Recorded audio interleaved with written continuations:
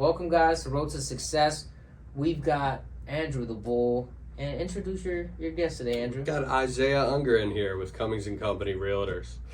How we doing, Isaiah? Good. Awesome. Yeah, happy to be here. So, Isaiah, you're a realtor now, right? How long have you been a realtor?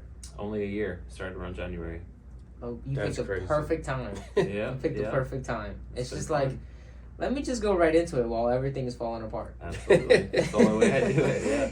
And honestly, it's the best part of it, because if you can go in it at this time and succeed, once times get better, it's just like, Yeah, baptism of fire almost, yeah. That's the plan. I mean, we're hoping for that, right? Yep, exactly. So, tell us a little bit about yourself, man. I mean, I'm a realtor. Number one. I have 3 kids, so that takes up a lot of my time too. But I got into this from home inspecting. I was a home inspector for a couple of years. Really loved looking at houses, learning about houses, and meeting people. And eventually decided it was time to switch gears a little bit and start selling the properties. Nice. That's So, awesome. what does it take to become a home inspector? What was that like? Yeah. Yeah. How'd you even fall into that? Fell into it by buying a house and watching a home inspection happen, and having a lot of input on that process, and feeling like I could have done a better job. Home inspectors, I think are all different. There's a lot of variety there. Some home inspectors are very technical and want to document everything. Others are personable and want to make connections with people. And I think finding a good balance makes you a good home inspector. So it's a tough thing to do, to find Yeah. that balance. But it plays a lot into real estate too. Just being able to talk about numbers, talk about details and stats, but also being able to do it in a way that people will appreciate and understand. Yeah. What's the craziest story that you had from a home inspection? Oh man, home inspections can get pretty wild. I mean, I've walked into basements with knee-deep water from some pumps that were unplugged by cleaners. Oh, Yeah, God. that's not great. Walked into some houses with squatters in them. Also not fun. Lots of very cool stories too, though. Inspecting massive properties with fine gold faucets and things like that. Oh, wow. So every end of the spectrum is in there. That's awesome. Yeah. I guess that's the point we don't get to see as lenders, We never get to, unless we're doing like open houses and Yeah. stuff like that, or somebody's buying them. I don't know about you, but anytime somebody's like, hey, I'm interested to buy this property, there's 75 photos on Zillow, Redfin, anything. I'm looking at them all every Yep. single time. But, being an inspector and getting to see all that, and realtor even, touring all those homes, that's Absolutely. probably a very fun aspect of the job. Yep. That's what I said. I mean, getting into both jobs is just seeing the houses. That's kind of number one. So, when you became a home inspector, did you go to a company, or what was the process like to become a home inspector? Yeah, so I didn't know where I was going to work when I first signed up to be a home inspector. In Maryland, the licensing is kind of strict. So you do a course and then you pass a test. When I passed my test and got my license, I decided to join a company that would train me, because I think at that point I realized I needed some help. I needed to learn how to do it. Got it. And then, what was that company like? It was good. Very good camaraderie on the team. There was a lot of energy put into training, which is why I joined that team. Yeah, had a really good time with the guys. Sweet. And I mean, for a first-time home buyer out there, as a home inspector, right? What would you tell them? Some things to maybe look out for and things like that. I think first-time home buyers, it depends on where you're coming from. Some first-time home buyers already know a lot about homes, and obviously some don't. I think a really important key, both as a realtor and as a home inspector, a point you have to get across to everybody, is that the home inspection is going to point out defects. It's not going to point out everything, and it's not going to teach you how to budget. So regardless of a home inspection, you have to know that homes need maintenance, and every component of the home requires some amount of maintenance. Right. So just keeping that budgeting in mind when you're thinking about your monthly payments and that kind of stuff. Yeah, that's a good point too. I mean, that's one thing I always try to make clients realize about home inspections is hey guys, a home inspector is going to give you a laundry list of things that need done now, that need done in the next 5-10 years. These are maintenance items, because you have so many people sometimes that are just my inspection report sped out all these things. You know, your Oh red, my your God. yellow, and greens. I want them all fixed before settlement. Yep. Yep. It's not really the point of a home inspection. You No. know, don't get me wrong. Like, yeah, there's some things that, hey, this is a serious issue. You might want to get this fixed before you buy the house. But most of the time, they're just trying to point out, like, hey, these are what's coming up and what you should be budgeting for. Yeah, I mean, obviously there are going to be some things that need to be fixed. in Yeah. some houses, Yep. Absolutely. But yeah, the home inspection report is multifaceted for sure. Even if you're buying a brand new home. Absolutely. Yeah. Yeah. I mean, in Maryland, there are warranties that are mandated. So the home inspection is really, helpful, but you can usually be pretty confident that the builder is going to come back and take care of massive issues if they show up. Gotcha. Yeah. And that's on brand new homes. Yeah. Yeah. I love that. Love that. Now, so you were a home inspector and you enjoyed that, it sounded like, had a good time, got your foot into the industry, so to speak. What made you say, I think I want to start selling these homes? How'd you kind of get into that whole walk of life there? Inspections in terms of income have a ceiling. Mm-hmm. You can only make so much money and you can only have so much variety in your day. Mm-hmm. When you're a home inspector, you don't get a lot of choice in when you go do your home inspection, because as a realtor, you're working on timelines. Right. So everything's very high priority as a home inspector. Yeah. That pressure can be a lot sometimes. So I wanted a little bit more flexibility. And then real estate, I mean, the ceiling is, there is none. There's, Right. You can just keep going. Yeah. And that's pretty hard to say no to. yeah. Yeah. So tell us, how much do home inspectors make? It depends. When you're working for a company, you're probably not going to make as much Mhm. because you're being provided a lot of services and a lot of the headaches are being taken care of. Once you start your own business and kind of do it on your own, there's more there. I think a pretty reasonable estimate is 70 to 90,000 a year. If you have your own company. Yeah. And if you're working for someone, like what? Less. A lot Yeah. less. Yeah. Gotcha. All right. Yeah. But a living wage. Living wage, yeah. It's a very livable job. Absolutely. Sweet. So, I mean, when you were gonna make that jump, like what, you just went full force into it? Because I know you were saying that it does take a lot of your time, right? And it is time management with the whole inspecting, right? Something Sure. pops up, hey, you gotta go do it. Yeah. So, was it just like, you know what, I'm gonna jump into this head first? Like, how did you go about making the switch? That was not my plan. No. My plan was to start doing real estate, learn more about it to make me a better home inspector, Mm-hmm. kind of ease my way into real estate, get a couple deals. In the winter, all real estate kind of slows down, inspections included. So I was trying to find a way to balance out my time and have something extra to do on the side. And then real estate just got to be too much fun. So I had to put more time into it. So, what do you love about real estate? It's still the houses. The houses are still what I love the most. I love watching people, get excited about a house, seeing themselves in that house with their kids or with their family, or renovations that they want to do. Just thinking about the house and their future there. That's the best part. Absolutely. And we spend so much time in a house that, I've gone to settlements and, people are selling it and they're, of course, happy to sell the home. But, I mean, I've had some sellers, like, bawling. I've seen tears. Absolutely. Yeah. I've seen tears of joy and tears of frustration, or, I mean, I wouldn't even call it frustration, It's just you spend so much time with that house and you definitely get those emotional settlements sometimes. Yeah. I mean, kids grew up there, lost their first tooth, like, all those type of things. Yeah. Like, they're telling you all these stories and you're just like, wow, right? And now it's like, here's this new family that's going to make all these new memories in that home. And, it can be very emotional.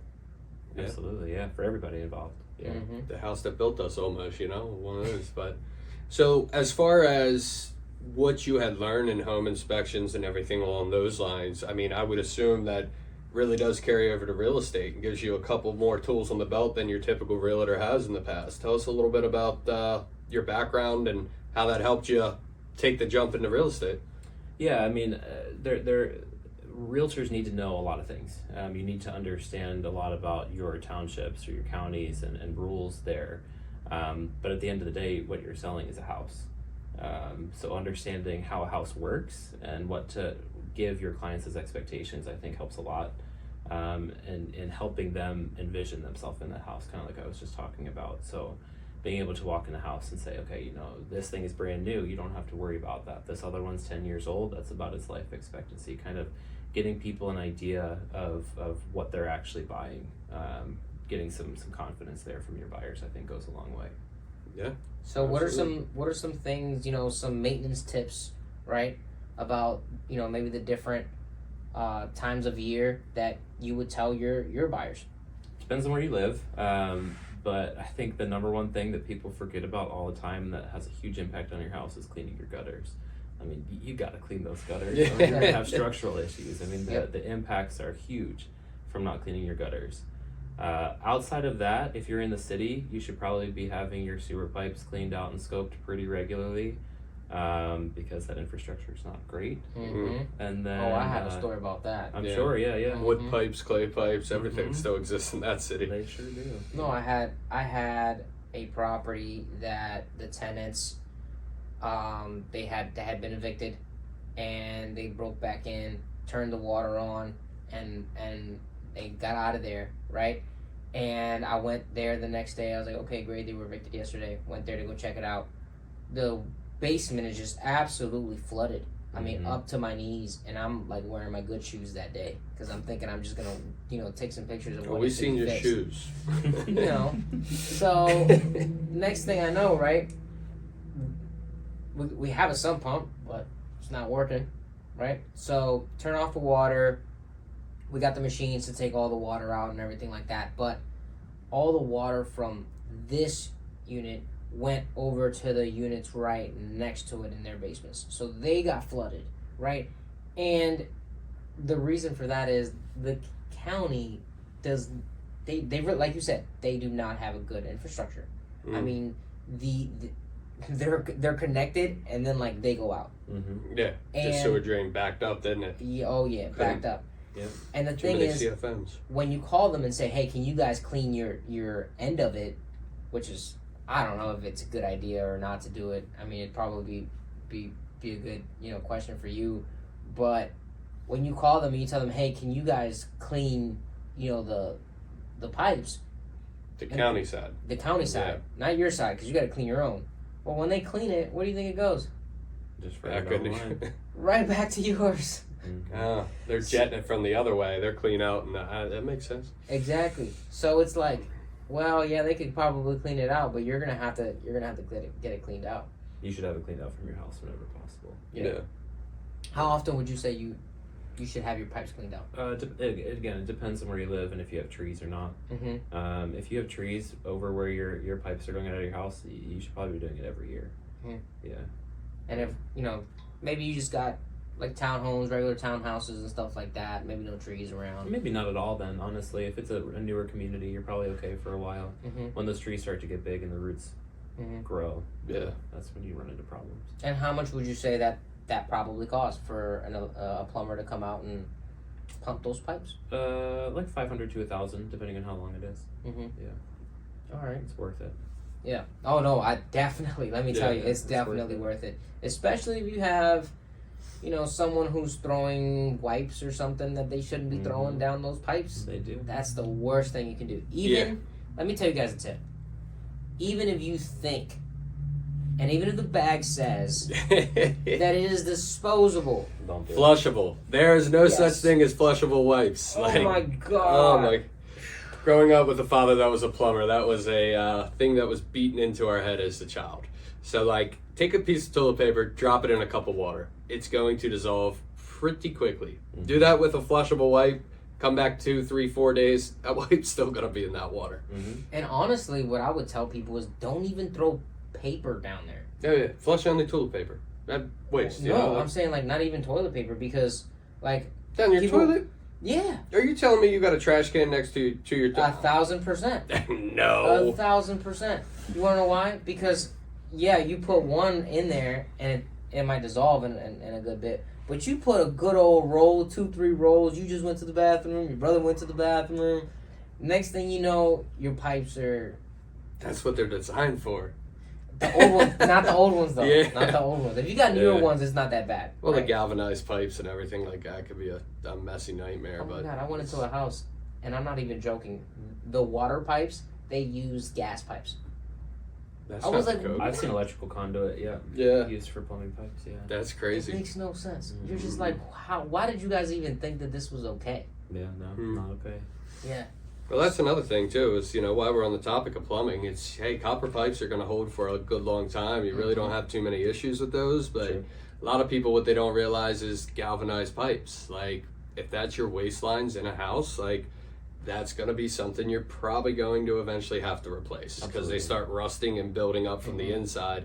And next thing you know, that 2.5, 3 inch pipe is about an inch in diameter in the middle. So And that's why I'm saying, yeah, if you throw paper down there, and that little pipe is trying to take that paper, it gets clogged up. I would just replace the pipes at that No, point. yeah, 1000%. But some people don't know Yeah, that. That's why I that's say, true. look, if you can throw it, right? Hey, look, I went to Europe, and let me tell you something. Them boudettes, they got something figured out over there. They got something figured out. It's a little different. You know? feel like a clean man. I'm telling you, just try it out. If you can afford it, go for Yeah. it. Yeah. No, Yeah, it's that's not funny. expensive. I think I got a Really? thing like from Amazon or something. Yeah, they And got you them just- like the toilet seats now. Oh, yeah. They connect to Yeah. them. And you just water connect attachment, right to. yeah. I mean, during the winter time it's a little cold. You go. That's "Oh." funny. Hook it up you to a know. hot water line. Yeah, Yeah, exactly. there you go. Exactly.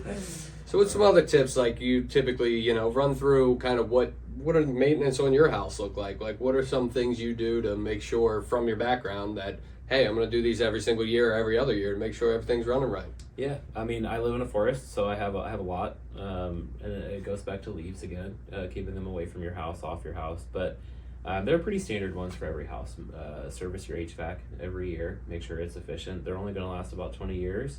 Mm-hmm. If you want them to last that long, you should be cleaning them. And what does servicing mean? Because some people don't know what that means. It depends on what your system needs and how old it is. It's always going to be cleaning. Air filters, preferably cleaning the coil or at least checking it. Mhm. Checking refrigerant levels. As they get older, you'll likely have to be recharging sometimes. Yeah.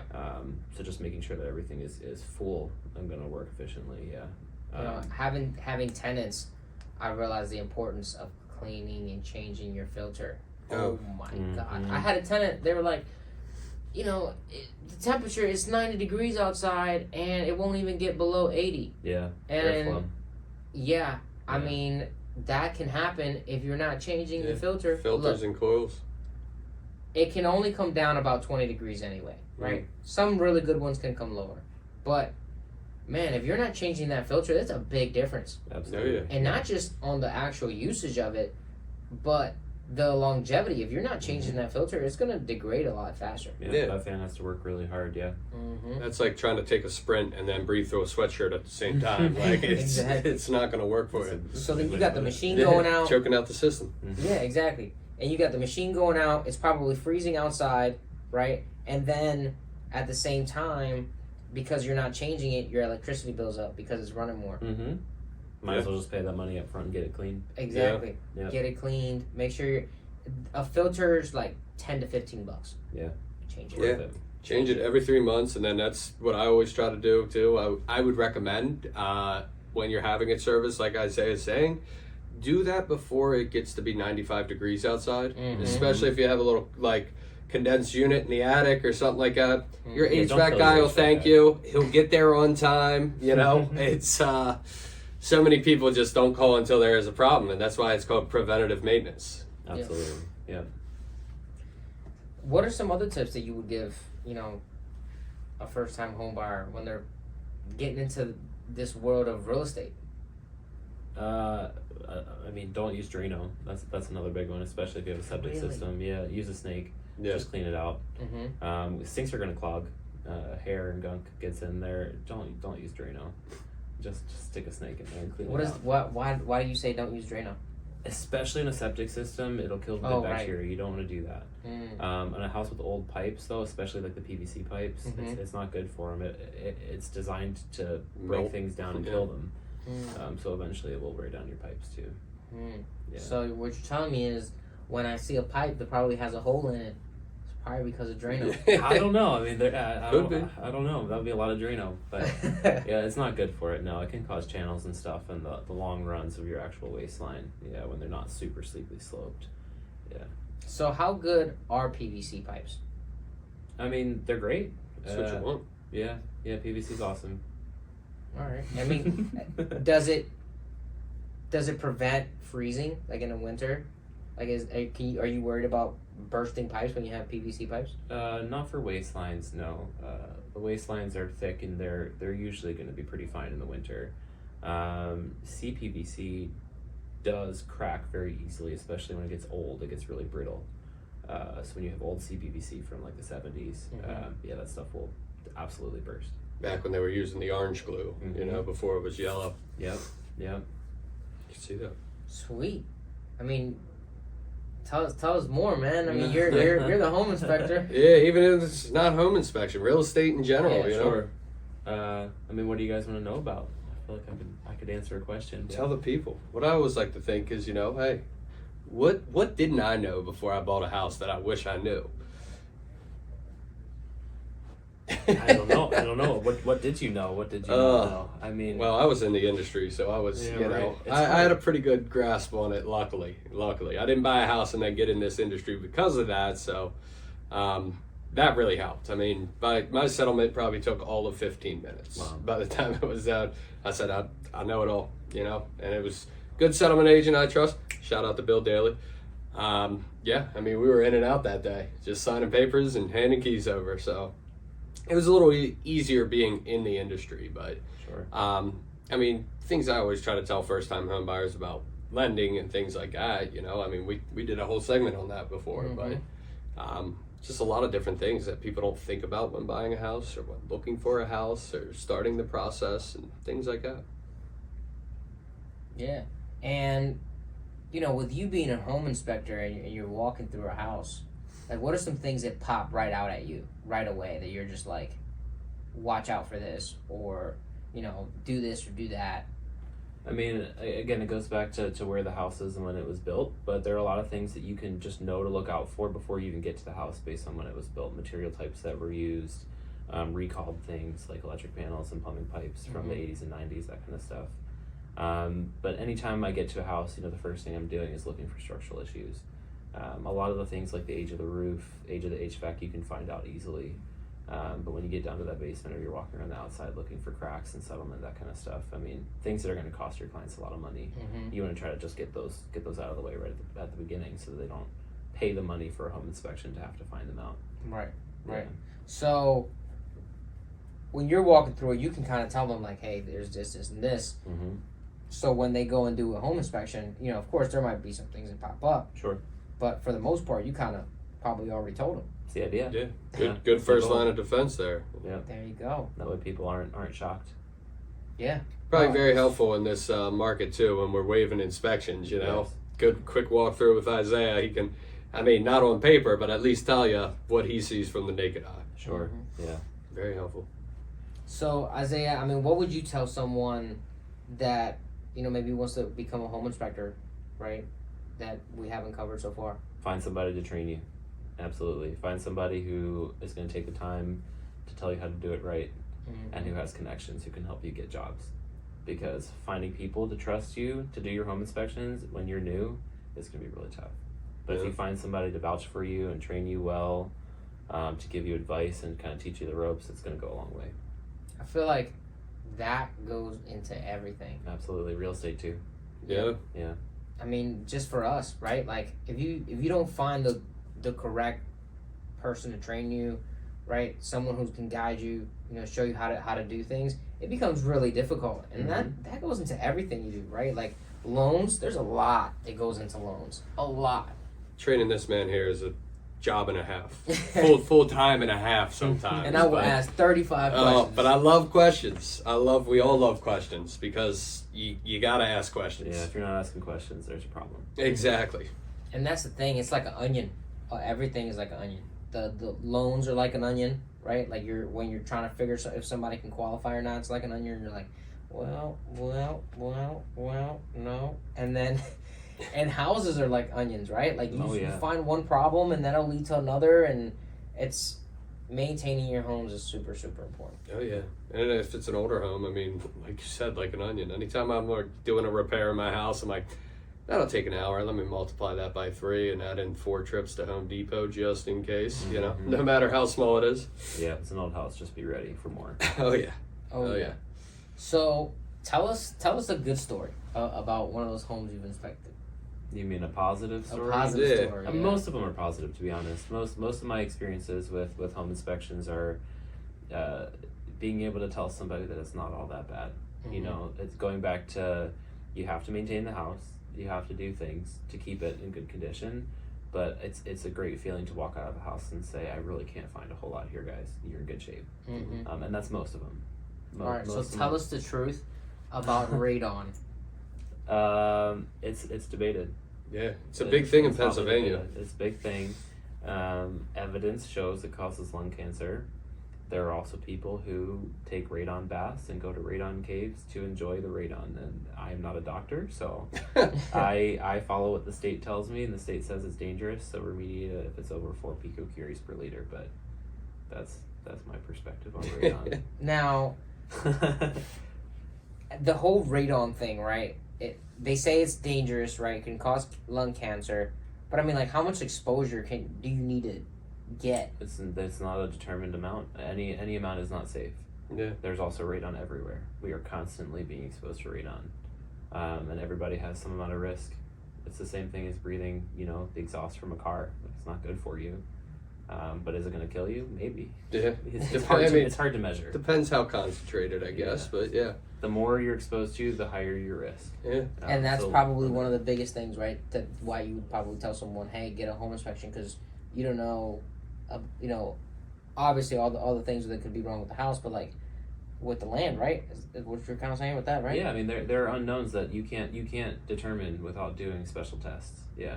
It's like lead paint. You can look at paint and say it's probably lead based on the age, but is it? Yeah, We have to swab and test it. Yeah. I mean, same thing as asbestos, I mean, look, asbestos is not good for you, but look at, in the past, during the Wizard of Oz, that snow scene, did you know that was asbestos? They were just literally raining down on the actors. How many of them ended up with cancer? I don't know. Judy Garland lived a long, healthy There life, you go. though, so good for There you her. go, But yeah. at the same time, like, we know it's bad now, so, like, let's try to limit our exposure. Exactly. Yeah. Yeah. And The what more is we it- know, the more we can do to help us. And what are some things that you could do, like, about radon to, like, kind of mitigate those things for the people that don't know? Mitigation is super simple. You're going to depressurize your house and give the radon a path of least resistance to be outside rather than concentrated inside.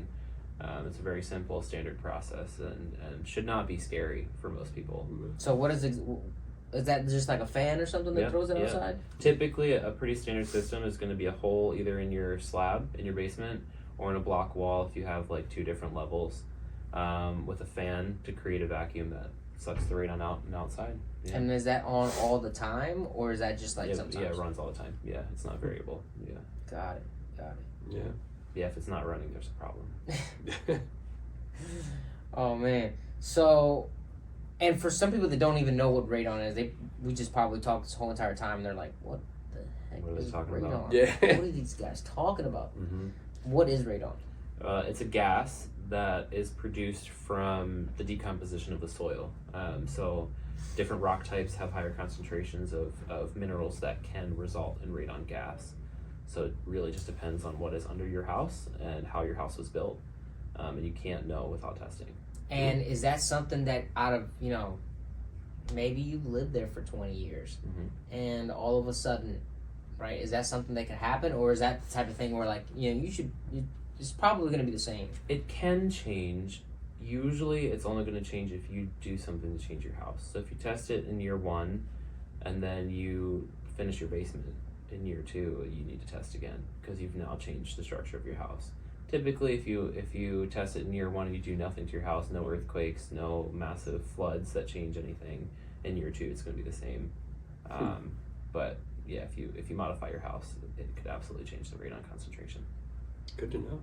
Very, very good. I'm learning stuff here today, too. There you go. Never knew about that. I do know it's big problem up in Pennsylvania because like naturally the soil in Pennsylvania has high concentrations of it and releases it, but that's about all I knew about it. Some parts of Maryland too.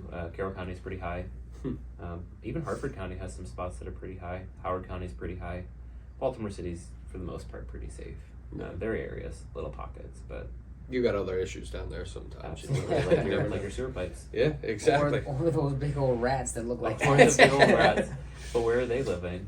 In the sewer pipes. Yeah. Super fun. So Exactly right. bloody. Yeah. Oh, man, yeah. I saw this one. It was like this freaking big. Its They're tail not even was- rats. They're like, I don't even know. It's like the Teenage Mutant Ninja Turtles, but Master rats. Splinter? Yeah, exactly. But rats. But Yeah. not nice. No. Yeah, they're not nice. I'm glad I don't have to deal with that. Oh No, yeah. I don't either. Yeah, Yeah. stop living in the city, people. Just groundhogs. No. It's not supposed to be the point of this. Yeah. No, some people love the city, Absolutely. and to each their own, right? Like, Yeah. There are I'm- benefits. I'm a very like relaxed type of person. Like I like the calmness, right? Because I'm already a hyped person. Like I'm already off the walls, so I don't need too much Yeah. going on around me. Too much stimulus. Yeah, I see that. but some people, it's good, right? Being near stuff, near Oh, yeah. restaurants. Walk anywhere. Absolutely. Yeah. That's what I was talking with my wife a while back about that. I was saying, like, would you ever live in a city? And she was like, for a year. Definitely. It would be fun for a year. Like, you know, living downtown, living somewhere where you can walk places, like, Mhm. that's definitely got a attractive In a aspect condo, about it. like with a nice, view of the water or Yeah. something like that. Oh, you could never be Yeah. bored. Oh yeah. That's true. And if you are, then that's your own fault. Yeah. Mhm. Exactly. Right. All right. So, I mean, you got anything else for us? I don't know. Yeah. I probably could, but Yeah, I talk forever. yeah. All right. Well, I think that's good. I think we Cover talk some bases. cover some bases, right? We talked a lot about the whole inspection aspect of it, all your knowledge with that, and then I mean, what's maybe some information for someone that wants to become a realtor that you would say for people? It's really the same. Find good people. Who you know matters so much, and you can say it to somebody over and over again, but until they experience it firsthand, I mean, who you know matters a lot. So find people who are going to care about you and who are going to train you. It's the same thing. It might be for every job. I don't know. Find good people and stick with them. You will become who you surround yourself with. So if you want to be successful, find successful people. If you want to do things above board, and always do best by other people, find people who are doing the same thing and can train you in how to do it the same way. Love it. I love Well it. put. All right. Thanks, guys, for coming, and thanks, Isaiah, for joining us today. Absolutely. Appreciate it, man. All right.